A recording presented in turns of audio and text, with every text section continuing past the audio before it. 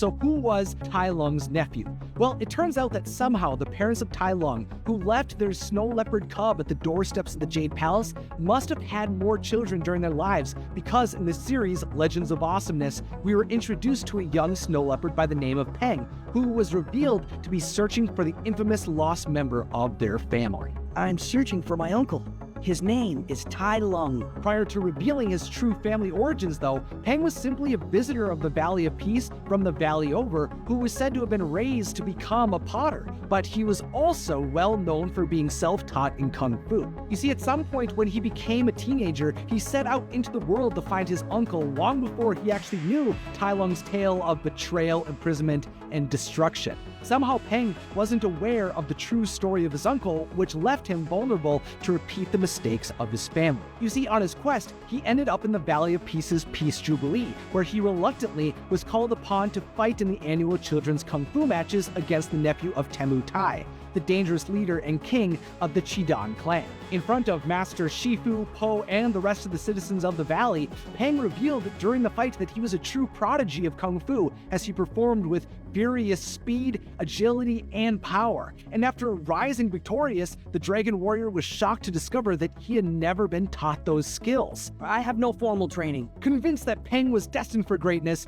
Po welcomed Peng into the Jade Palace to train with him, and quickly he stunned and amazed everyone he met with his pure charisma, humor, and raw talent. Peng was a rising star in the Valley of Peace, was a committed student, and was growing attached to his new life until Po became jealous of Peng's success. Believing that he would be replaced by Peng's pure awesomeness, Po impulsively tried to send him away, claiming that Shifu was the one who had decided he was unfit to train in the Jade Palace.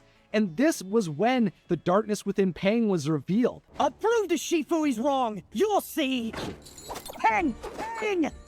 You'll all see. In an attempt to prove how strong he truly was, Peng went after Temu Tai, believing that if he could take down the monstrous water buffalo, he could reclaim the honor and recognition he once had. He believed through pure aggression, rage, and his own might, the destruction he caused could prove his worth, but Po stopped him from murdering Temu Tai just before he'd be unable to turn away from this path. I've practiced my kung fu with no expectations, no plans, no dreams, until you gave me one. And then, Shifu snatched it away. In Peng's rampage that mirrored that of Tai Lung, Po was forced to tell him the truth about his lie in hopes of stopping the young kung fu kid. And after Peng realized what he had allowed himself to become, he asked for forgiveness for allowing his anger to consume him, and he decided to continue on his travels. Just before he left, though, he naively revealed to Po that he was searching for Tai Lung, and that meant that he would soon return once he learned the truth. On his travels, Peng eventually learned that Po had already destroyed Tai Lung, which forced Peng to return to the Valley of Peace months later to confront his hero and his friend about the legend he had been told. When Po saw Peng again, Po did summon the courage to take responsibility for skadooshing a member of Peng's family, but this just led Peng to lash out against Po. The two warriors battled as the Dragon Warrior tried to explain that Tai Lung had allowed himself to be corrupted by power and that he needed to be stopped. While Peng didn't want to listen at the time, after that confrontation, Peng spoke to the citizens of the valley, and much to Peng's horror, Po's story was confirmed by everyone he spoke to. This forced him to internalize that his uncle was a monster, that his friend had done the right thing, and out of fear of what he might become, he decided he would turn away from Kung Fu. Kung Fu is like poison. No, it's not. It makes you think you can do whatever you want. But when Temu Tai discovered an Elysian artifact known as the Gong Lu Medallion, Po tried to bring Peng back to help him stop the warlord. Though Peng tried to stay away, because of Po's belief that he would never go down Tai Lung's path, and with the desire to help his friends, Peng returned to the Jade Palace to assist in the defeat of Temu Tai. But when Peng finally got a hold of the medallion, he was corrupted by its call.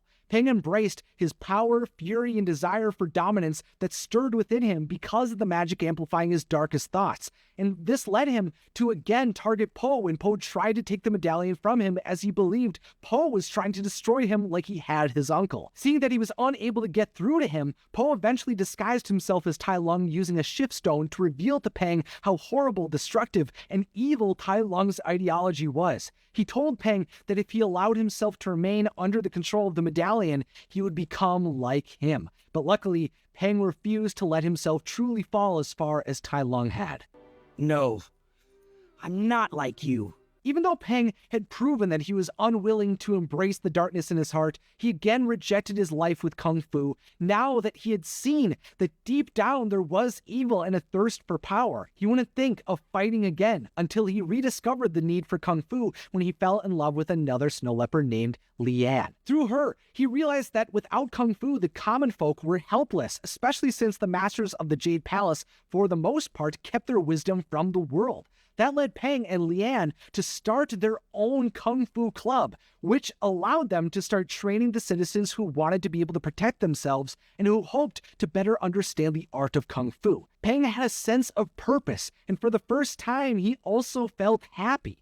But when Shifu found out about the Kung Fu Club, he believed the organization was just going to be filled with dangerous hooliganism and a growing number of vigilantes, so Po was sent to shut it down. But once Po saw that Peng was in charge and how empowered the students were becoming, Po joined in on the fun and assisted in mentoring the pupils for months.